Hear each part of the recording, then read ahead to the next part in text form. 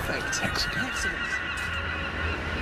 This is the Giant's Causeway at the northern tip of Northern Ireland. And it's famed for these strange angular rocks.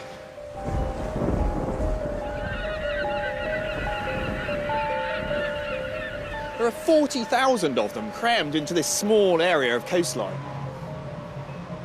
What makes them so striking is that they're so regular, so simple.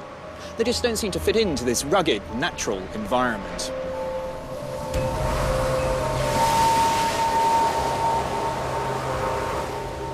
The mystery of these hexagonal rock formations has inspired storytellers and composers. But their strange beauty is only the start of the story, because these stones tell of a hidden geometric force that underpins and pervades all nature.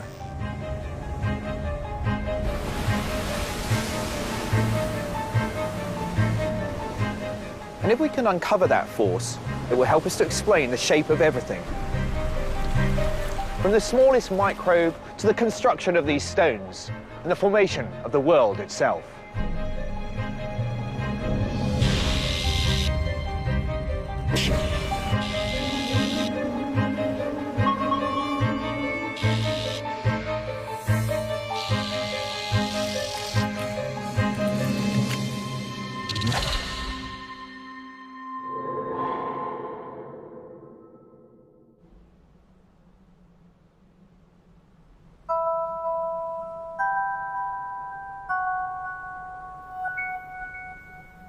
As a mathematician, I'm fascinated by the numbers and shapes we see all around us.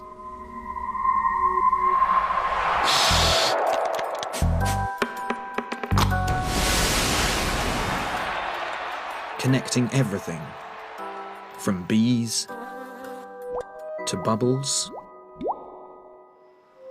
and the handiwork of our distant ancestors, to the imagination of our greatest modern artists.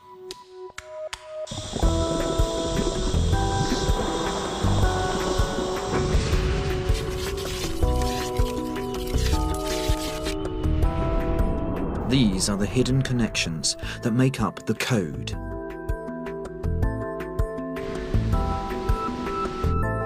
An abstract, enigmatic world of numbers that has given us the most detailed description of our world we've ever had.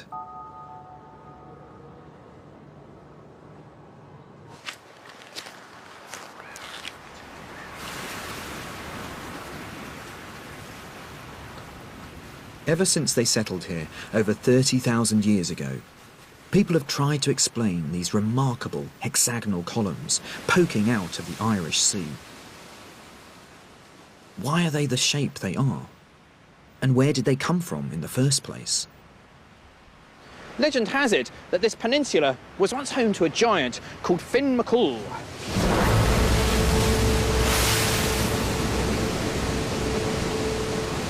One day, the giant got into an argument with another giant called Ben O'Donnell, who lived 80 miles away across the sea in Scotland.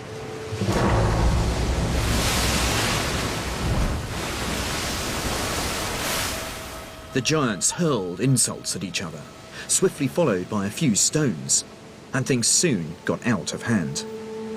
Ben O'Donnell swore that if he was a better swimmer, he'd come straight over to sort Finn out. Finn was so enraged that he started picking up huge clumps of earth and throwing them across the sea so he could create a pathway for the Scottish giant to come and face him. And that, legend has it, is what I'm standing on now, the handiwork of a giant.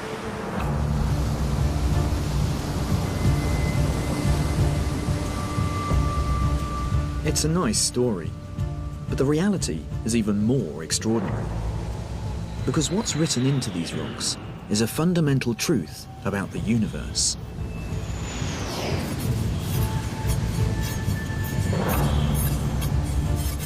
A truth that we can find written throughout the natural world.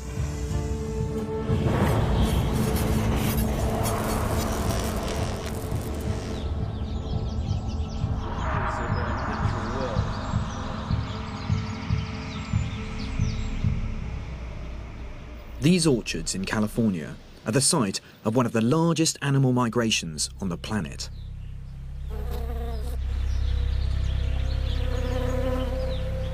Every spring, billions of bees are brought here to help pollinate the almond trees.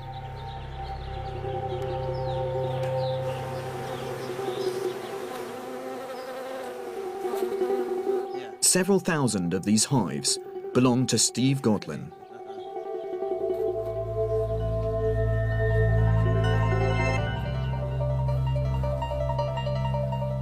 You go ahead and smoke it when Yep. we get it open. All right then. That's good.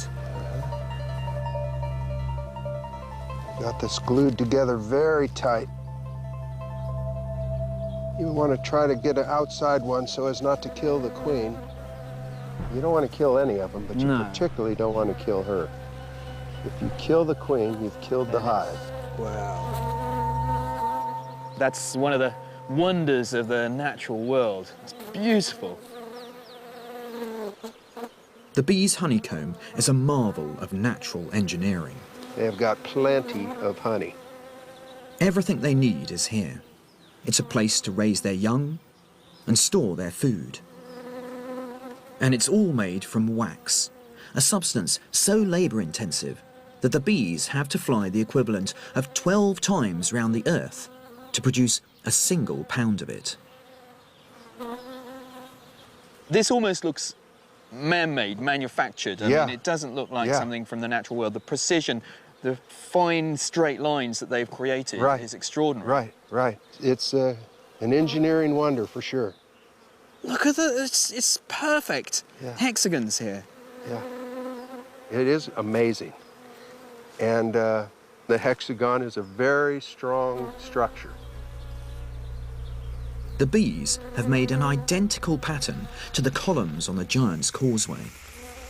Each cell is exactly like the others, 6 walls meeting precisely at 120 degrees. And every honeybee, everywhere in the world, knows how to build these shapes. It's as if the hexagon is built into the bee's DNA. You can see the bees going down inside the cell. It's almost exactly the same size as their bodies. So Right. Are they using their body like a ruler in some sense to do the geometry? I would say that's an accurate description. I know different races have a smaller body and the cell size in their comb is smaller. And each of the hexagons, how do they actually make a hexagon rather than some irregular shape? They've just done it for thousands and thousands of years. They were born to do it. They just instinctively know that this is the shape of their home. But there's more to the bee's behaviour than raw instinct. There's another reason why they build in hexagons. And to reveal that reason, we need to turn to the universal language of all nature, mathematics. The bees' primary need is to store as much honey as they can while using as little precious wax as possible.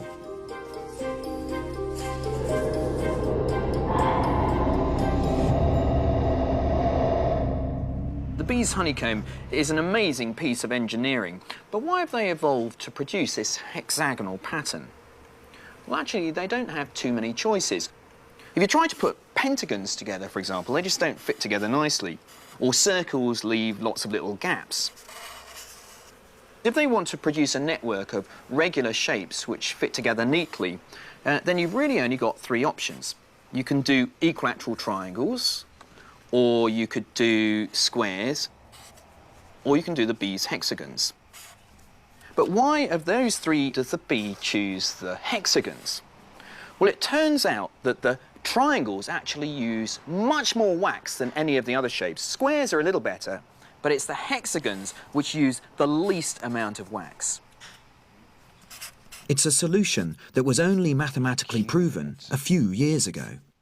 The hexagonal array is the most efficient storage solution the bees could have chosen. Yet with a little help from evolution, they worked it out for themselves millions of years ago.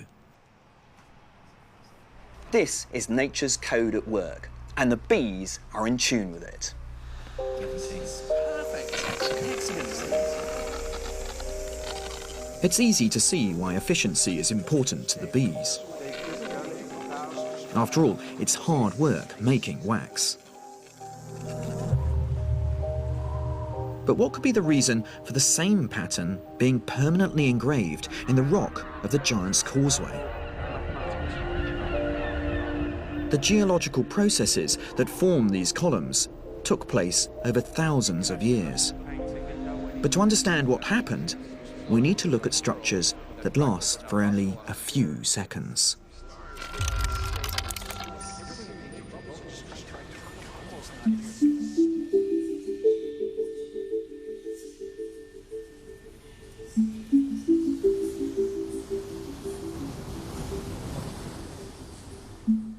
Soap films are mostly thinner than wavelengths of light. About 20,000 times thinner than a human hair. They're almost not here. Probably the thinnest thing you've ever looked at and gotten information back from was a soap film. Tom Noddy is one of the world's foremost exponents of bubble art.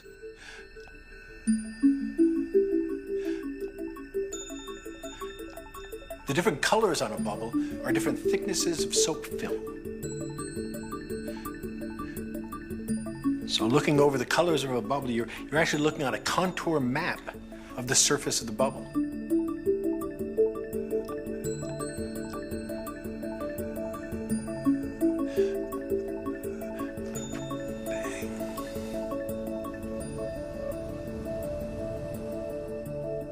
So like everything in nature, bubbles are just trying to economize. They're trying to get as small as they possibly can. But in the case of bubbles, they can do it perfectly. A single bubble in the air is always a sphere. At first sight, it seems obvious that the bubble should be round. But why is the sphere so special?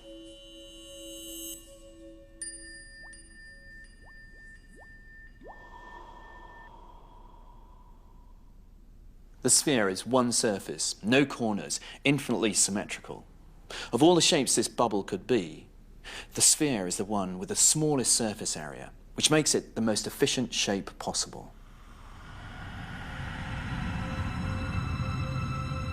And it is because nature loves to use her resources effectively that we can see spheres everywhere we look. The Earth is round because gravity pulls the planet's bulk into a ball around its core. Water forms into spherical droplets. The shape minimizes the amount of surface tension needed to hold the droplet together. And a spherical shape gives simple life forms, like this Volvox plankton, optimal contact with their surrounding environment. But not everything is spherical. And because bubbles are so thin and flexible, we can use them to create other shapes.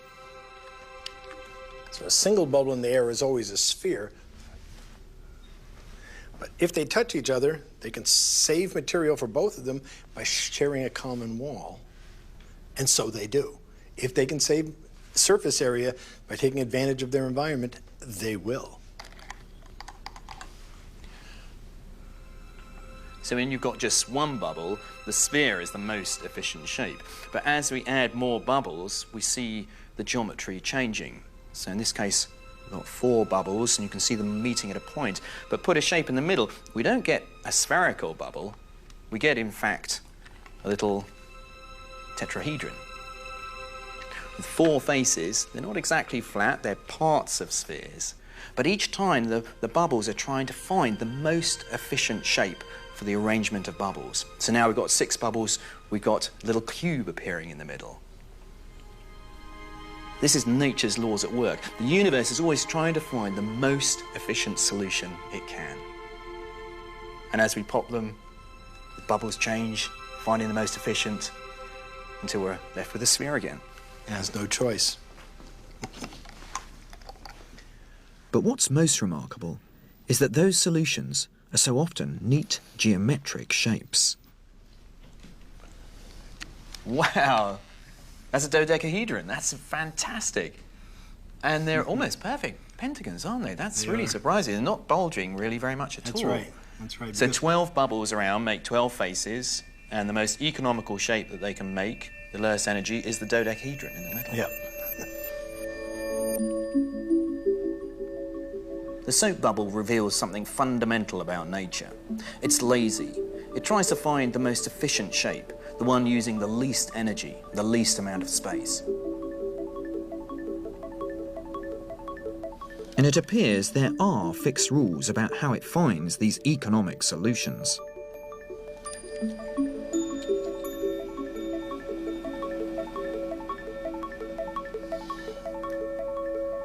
The bubbles are incredibly dynamic, but each time one pops, they're always trying to assume the most efficient shape, the one that uses the least energy. And what they're doing is trying to minimize the surface area across the whole bubble structure.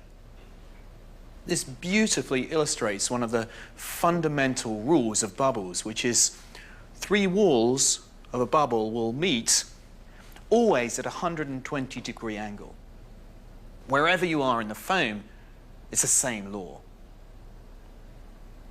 But if we in fact make each of the bubbles the same size, a rather magical shape starts to appear.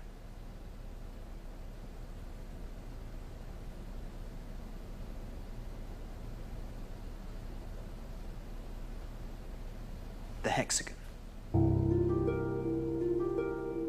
And when you pack lots of hexagons together, the pattern that spontaneously emerges is the familiar sight of a tightly ordered honeycomb.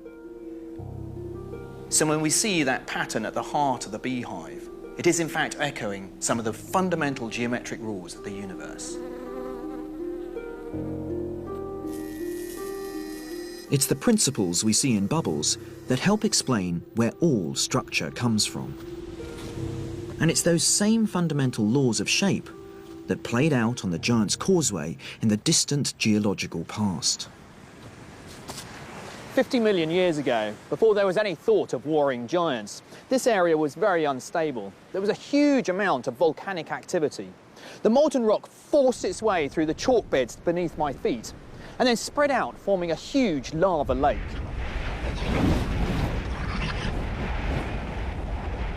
As it cooled, the lake contracted, and as it shrunk, it cracked.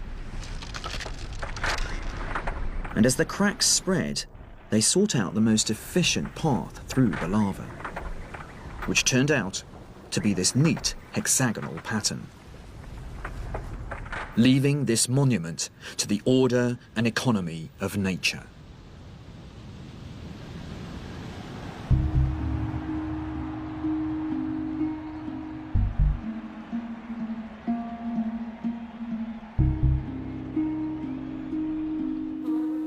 It's an engineering wonder for sure.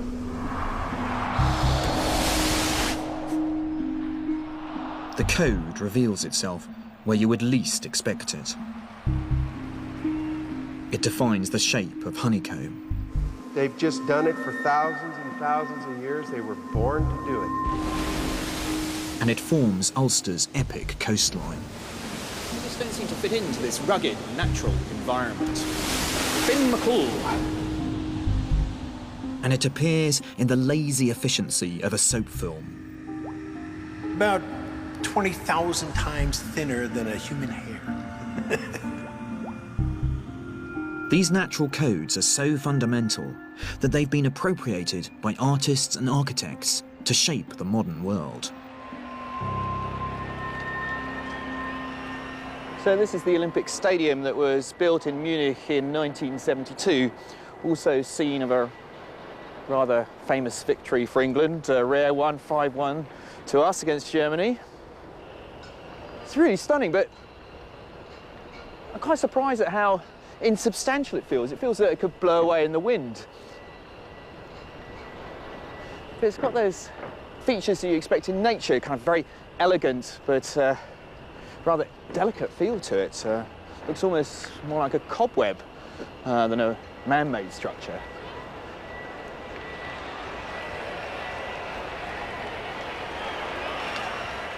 Now, in 1972, which you have to remember is pre the computer age, it was very difficult to build structures like this. The distribution of forces that's going on inside this roof are incredibly complicated. It had been almost impossible to calculate by hand a shape like this that be both stable and affordable. But the revolutionary engineer Fry Otto realised that you don't have to do these calculations by hand. Otto was desperate to find new shapes and forms to build. So he looked to nature and the fundamental principles of the code for inspiration. What Otto did was to make models like this one here. It's constructed out of string, wires and these poles. Now, it doesn't look like very much, but when I dip the string inside the soap solution and pull it up, then something rather surprising happens. You start to see these beautiful shapes beginning to emerge inside the soap film. And you can see that they're not just exact triangles, you get wonderful curves and arcs that Otto knew were inherently stable. Oh, that's lovely, that one there. The surface tension pulls the strings into the most sparing shape for each arrangement. What results is a shape that's not only stable, but remarkably striking too.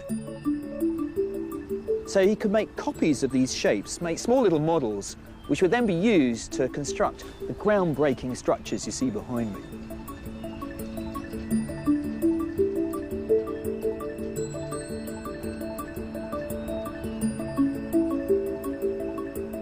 Fry Otto started something of a revolution in architecture. The sweeping curves of the Munich Stadium are echoed in countless modern structures.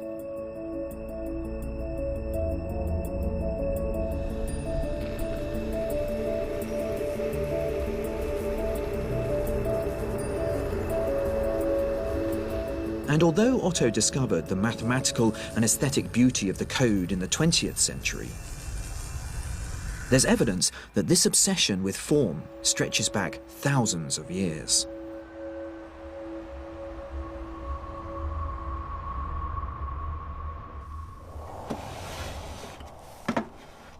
These stone balls were found in Scotland, and they date back to the Neolithic period, which is over 4,000 years ago.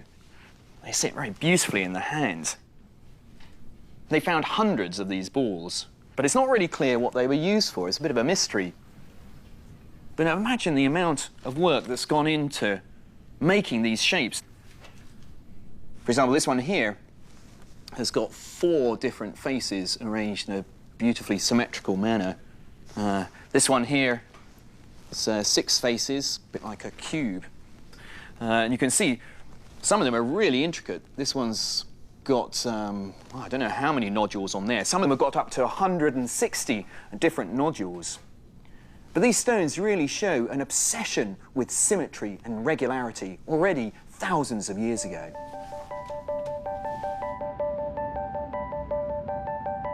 This obsession with shape isn't unique to the ancient Scots. We find it in other cultures all over the world. The Egyptians had their pyramids, of course.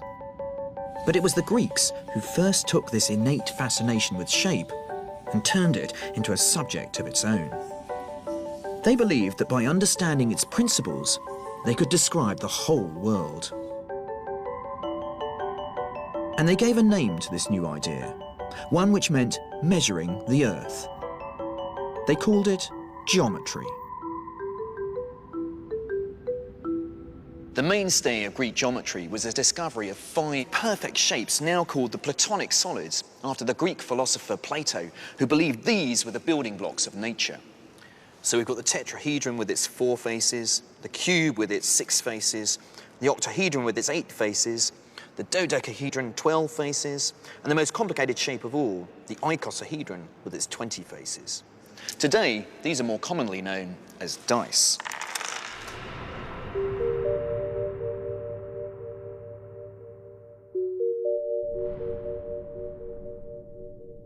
We're all used to the familiar 6-sided dice.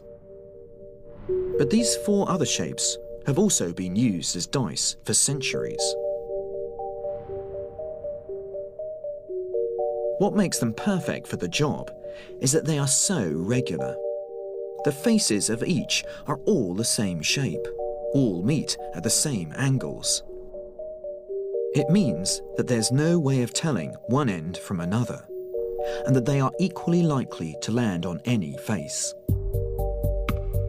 But most surprisingly, these are the only 5 shapes like this that can possibly exist. They're the only perfectly symmetrical solids.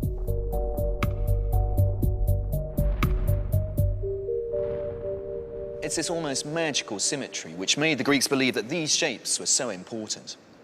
They associated them with the building blocks of nature: air, fire, earth, the cosmos, and water. These 5 shapes built the natural world. It's very easy to dismiss this approach as naive. After all, it's clear that the world around us isn't made out of just 5 neat geometric shapes. But perhaps we should have more faith in this ancient intuition. Because by laying out the laws of geometry, the Greeks had in fact tapped straight into the code that shapes all nature.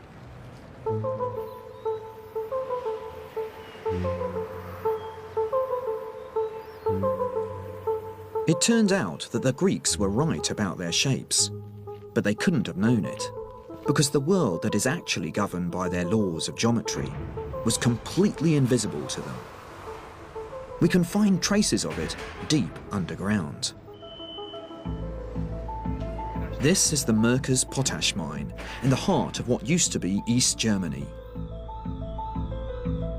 It's long since stopped production, but you can still explore its 3,000 miles of tunnels. This is one of the shapes the Greeks were obsessed with. It seems that viruses are too.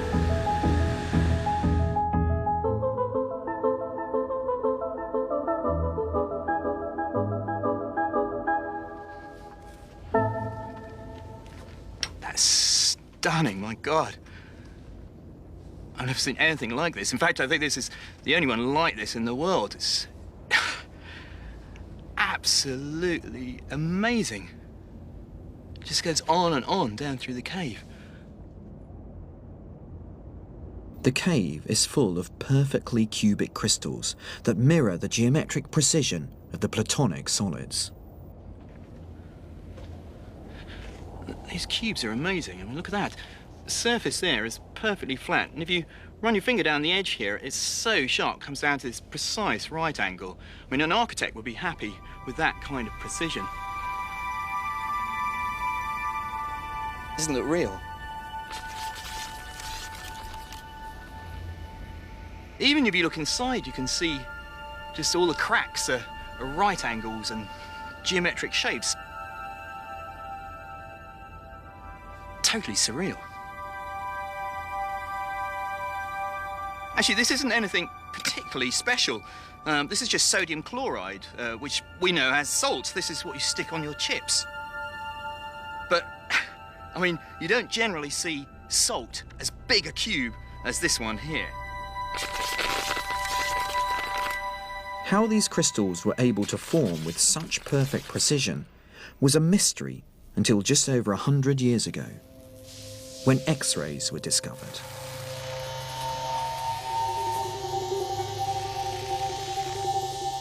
Our understanding of our biology was transformed by being able to see inside the human body. And when X-rays were shone through crystals, they uncovered another invisible world, one that was both mysterious and geometric. This was the world of the atom.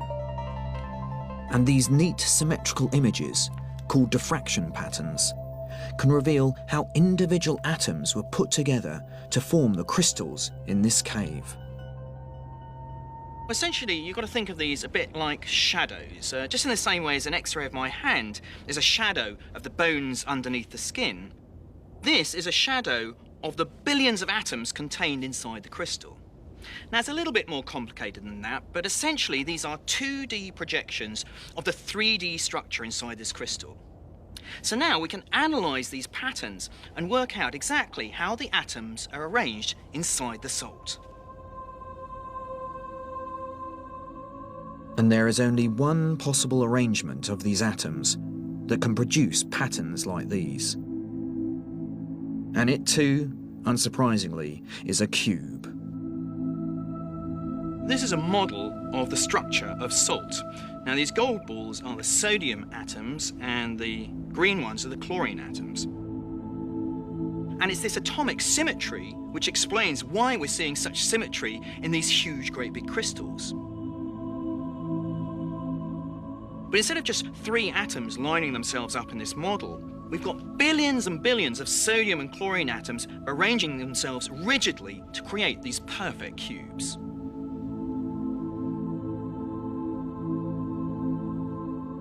What makes this cave so special is that the perfect geometric arrangement of the atoms has been maintained in these huge crystals.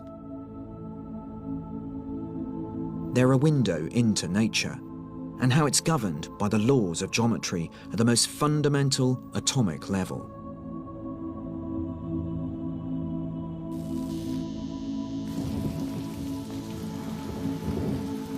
But what's surprising is that we can find the same laws, not just in rocks and minerals, but deep inside ourselves. I've come to the Department of Chemical and Structural Biology at Imperial College in London. Steve Matthews studies how individual atoms are built up into living systems, like you and me. X-rays are obviously a very powerful, high-energy radiation, so proteins are very delicate. So we cool it down with a stream of liquid nitrogen gas blowing over the crystal. In this tiny wire loop is another crystal, but this time it's a crystal of protein, part of the machinery of living cells. Just as it's possible to work out the atomic structure of the salt crystals with X-rays, we can deduce the shape of the protein molecules in the same way, though the results aren't quite so easy to interpret. Now, I'd be hard-pushed to actually give a name to that shape mathematically. I mean, it looks like a blob. But No, it doesn't have a shape, but many of these blobs come together to form shapes.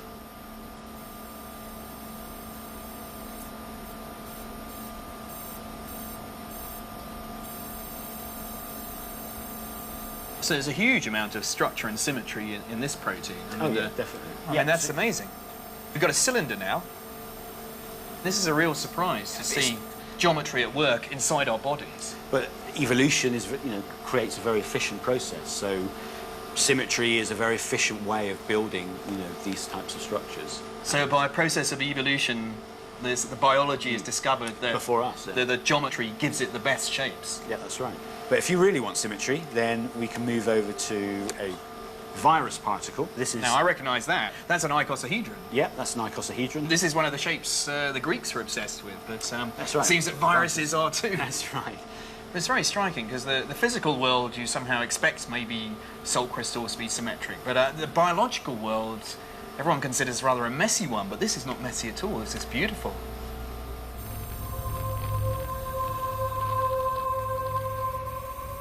The geometric shapes which we find at the heart of our cells are the most efficient that nature can produce. It seems like the Greeks could have been right after all. It's their shapes that build the world around us and produce its inherent beauty.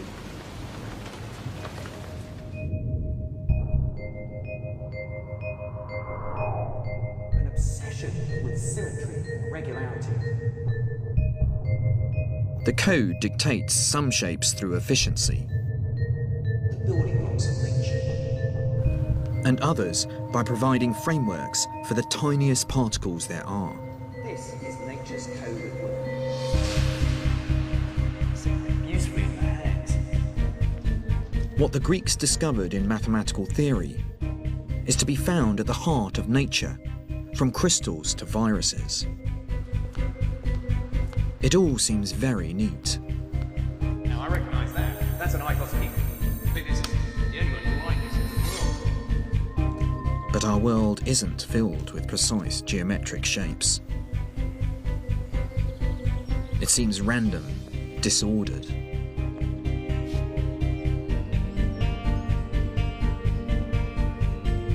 To find out why, we need to look to the sky and the crystals that fall from it.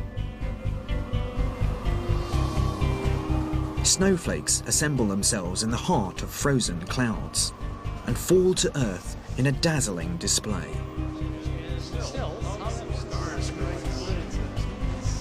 And if there's one thing we know about snowflakes, it's that they're all perfectly symmetrical. Wow, here we are. It's the snow lab. Physicist Kenneth Liebrecht has created a lab for growing and photographing these perfect crystals.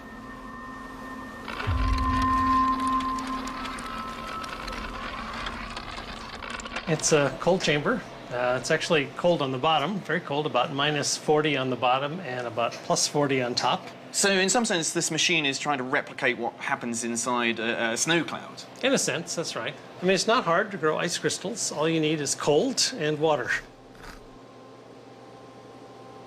In the freezing conditions of the chamber, we should be able to see the inherent geometry of the world emerging in front of our eyes as the crystals start to form. And now, with any luck, we will see some stars growing on the ends of those needles.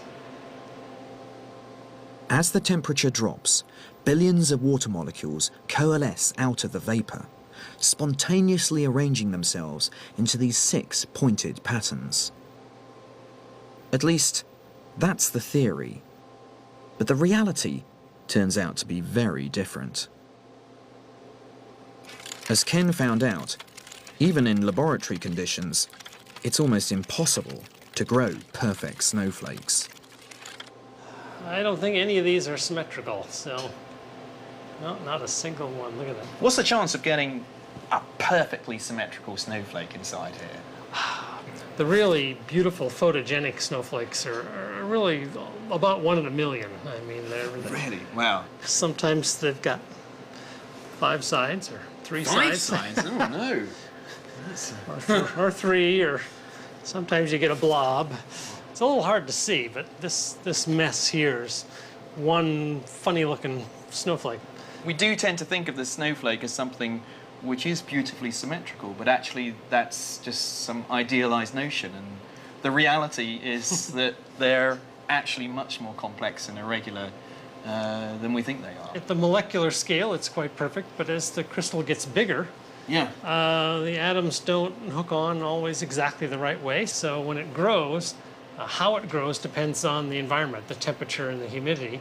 So it starts growing one way, and then it moves to a different spot in the cloud and grows a different way, and then a different way and a different way. And so by the time the crystal hits the ground, it's had a very complex growth history, and so it ends up as a very complex crystal. Oh, there it goes.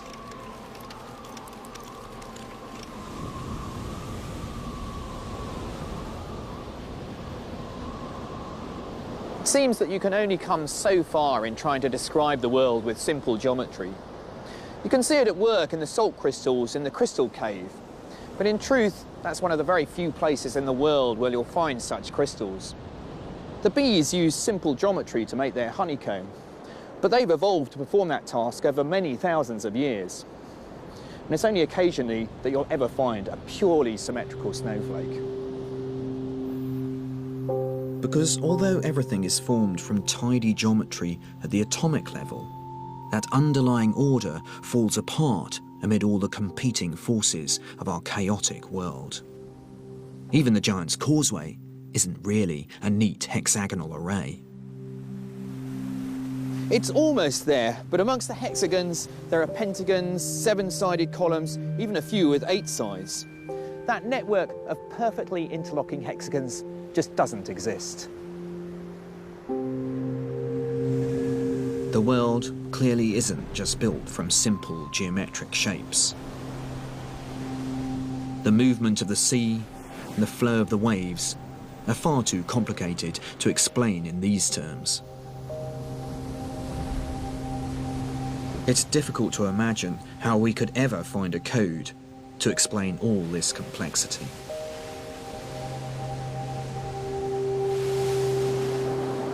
But what if there are patterns, the chaos of nature? Patterns that we're not aware of, but that we're attuned to on a subconscious level.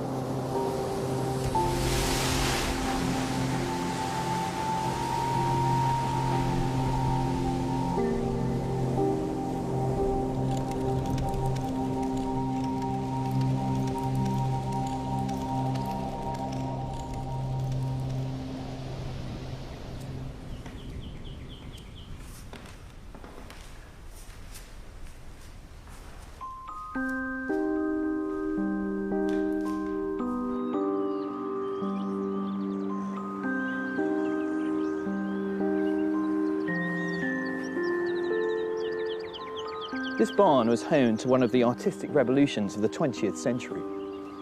The painter who worked here had become disillusioned with conventional painting techniques. In fact, he stopped painting altogether and started splattering. He was as controversial as the art he produced. An arrogant, self-destructive drunk, and perhaps a visionary. His name was Jackson Pollock.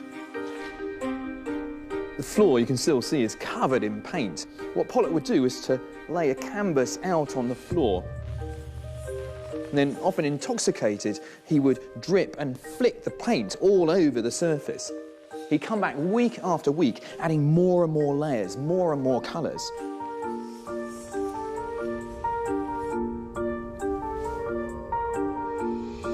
The result was extraordinary. There were huge outbursts of abstract expressionism, just covered in paint, scattered all over the place. Pollock's paintings sent shockwaves through the art world. No one had ever seen anything like this before. Life magazine declared him Artist of the Century. Others derided his efforts as the substandard dross of a drunken lunatic. But though Pollock's paintings courted controversy, they were incredibly influential. Not least because the apparent random squiggles are strangely compelling. Many people have tried to copy Pollock's techniques, some in homage, others in attempted forgeries. But nobody seems to be able to reproduce that magic that Pollock brought to the originals. Pollock's paintings seem to have captured something of the wildness of the natural world. But for a long time, no one could define exactly what it was that made his work so appealing. Until it came to the attention of artist and physicist Richard Taylor. His unique approach was to invent a machine that could mimic Pollock's eccentric painting style.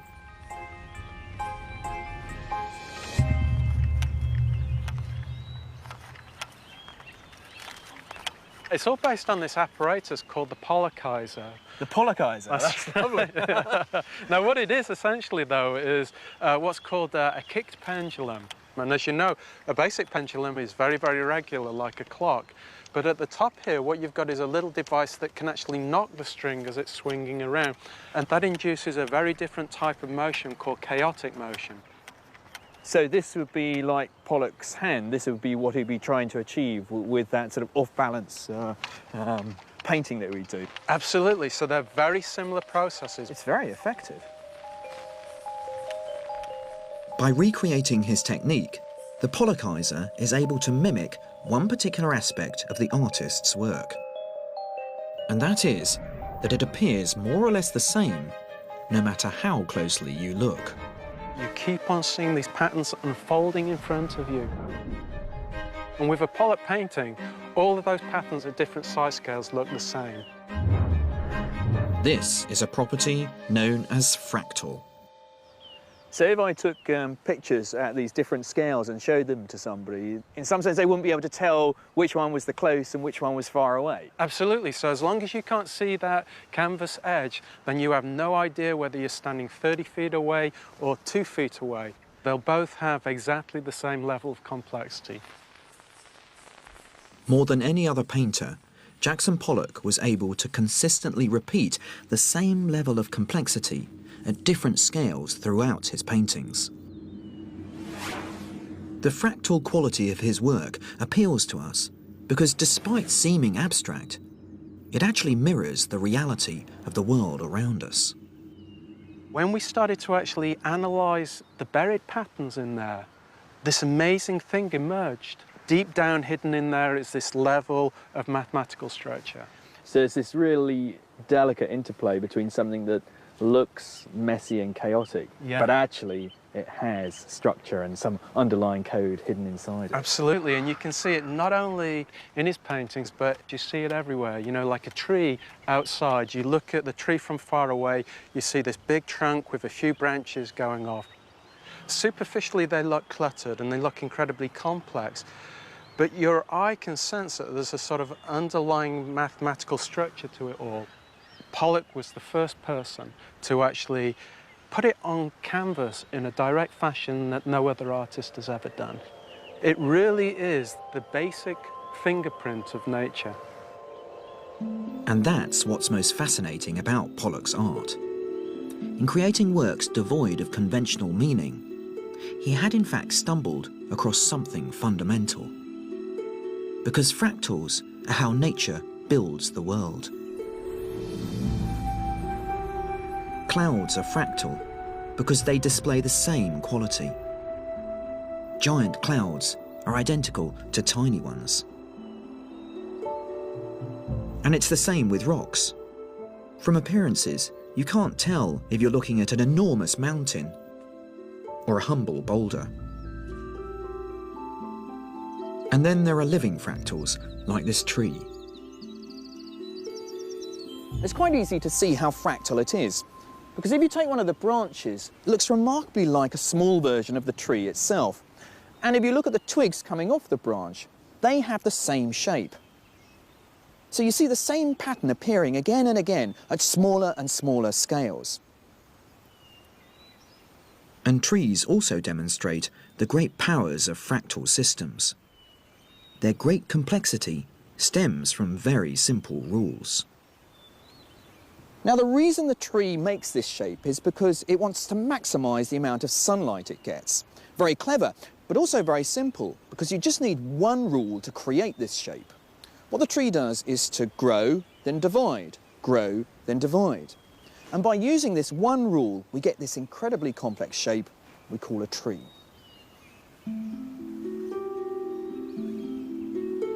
This is the same pattern repeating itself at a smaller and smaller scale.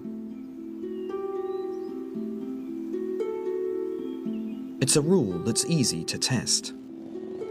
Grow a bit, then branch. Grow a bit, then branch.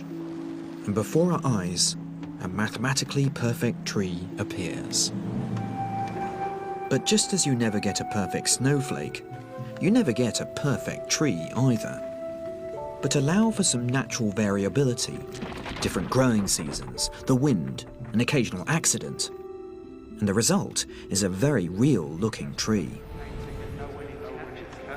And we find the same fractal branching system time and again throughout nature. Deep down hidden there is this level of mathematical structure.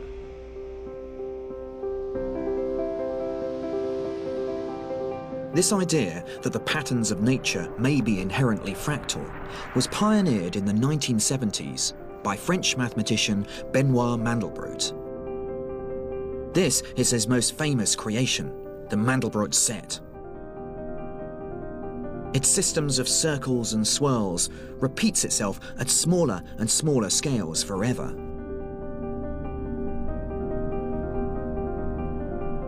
And this infinite complexity was created from just one very simple mathematical function. Mandelbrot's quantum leap was to suggest that similar simple mathematical codes could describe not just trees, but many of the seemingly random shapes of much of the natural world. And the most powerful demonstration of that belief comes not from maths or nature, but from make-believe. Fractals are now possible. A smart pencil. In the 1980s, a computer scientist working for the aircraft manufacturer Boeing was struggling to create computer-generated pictures of planes. At Boeing, we had discovered a method of making curved surfaces, very nice curved surfaces, so I was applying it to airplanes. And Boeing publicity photos have mountains behind the airplanes, and so I wanted to be able to put a mountain behind my airplane, but I had no idea of the mathematics of how to do that, not a clue. So you wanted something that, however far or near away you were, it would look like something natural. Yes, exactly. To show that these mountains were real and live in the sense that you could move around them with a camera. So the algorithm needed to be invented, and so that's what I set my mind to doing, was invent the algorithm that would produce the mountain pictures. At the time, even creating a virtual cylinder was hard. So generating the apparently random jaggedness of a realistic mountain range seemed impossible. Then, Loren found inspiration. Coincidentally, at that time, Mandelbrot's book came out. He had pictures that showed what fractal mathematics could produce. And so, wow, all I have to do is find a way to implement this mathematics on my computer, and I can make pictures of mountains. Sets of fractional dimension. Loren set to work to investigate how Mandelbrot's theories about the real world could be used to make virtual ones. Somewhere in the middle, it's interesting. This is a little film I made in 1980, and the landscape is constructed by me, by hand, of about 100 big triangles. Yeah, so that doesn't look very natural. No, it's very pyramid-like. So what we're going to do is take each of these big triangles and break it up into little triangles, and break those little triangles up into littler triangles until it gets down to the point where you can't see triangles anymore.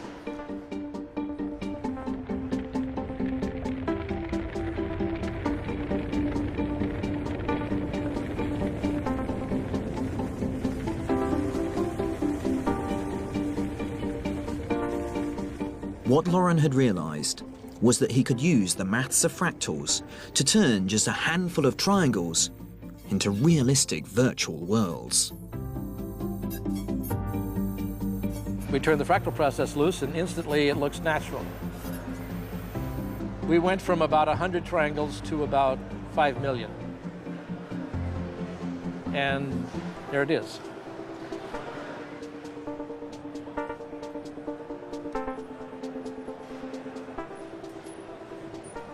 And then we jump off the cliff to show that it's a real three-dimensional world. We're swooping over the landscape. And we're going from 10 miles away to 10 feet away. And all that detail was generated on the fly as we came in. And here's that fractal quality, this infinite complexity at work. It's exactly what I wanted. Yeah. By today's standards, this animation may not look like much. But in the 1980s, no one had ever seen anything like it.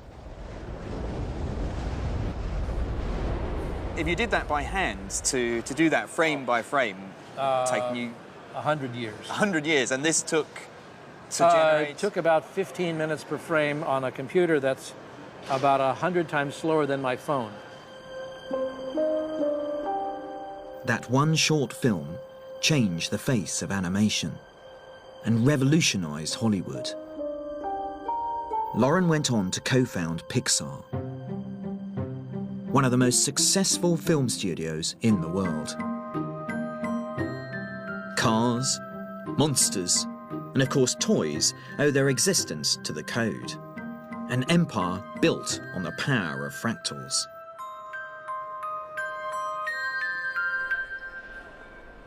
Did you realize at the time the potential of the discovery you'd made? Well, I knew that within a half a second that it was a major discovery. I've seen, all the special effects, all the movies you can imagine. Nothing was like that. My heart skipped. And the power of fractals is still to be found hidden in the fabric of Pixar movies. They use the rules of repetition and self-similarity to create the rocks, clouds, and forests. In fact, the realism and complexity of these virtual worlds is only possible using mathematics.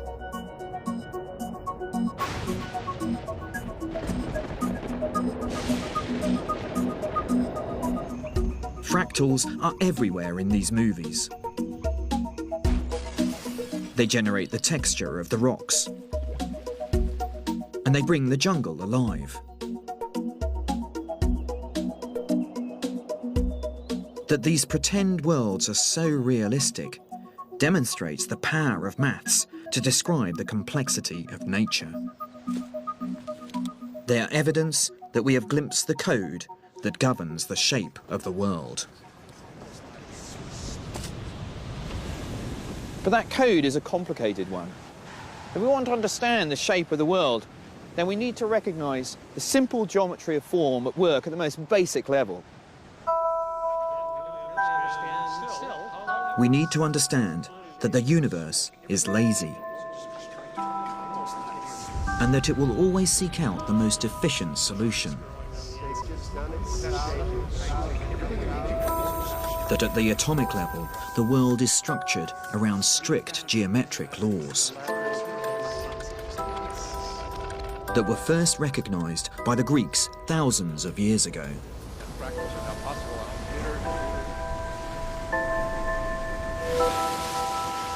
We also need to appreciate the complexity of that geometry, playing out against the competing forces of the natural world. And that means grasping how even the apparent randomness we see around us is underwritten by mathematical rules like fractals. Rules that can explain the patterns in everything, from the chaos of Jackson Pollock's paintings to the structure of trees and the realism of virtual worlds. And that's the beauty of the code. However complex we find our world, it provides a reason, an underlying explanation for why things look and behave as they do. That fractals are now possible on a computer level of mathematics. This is nature's code.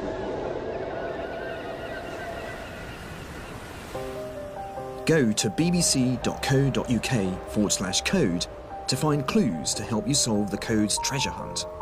Plus, get a free set of mathematical puzzles and a treasure hunt clue when you follow the links to the Open University or call 0845 366 8026.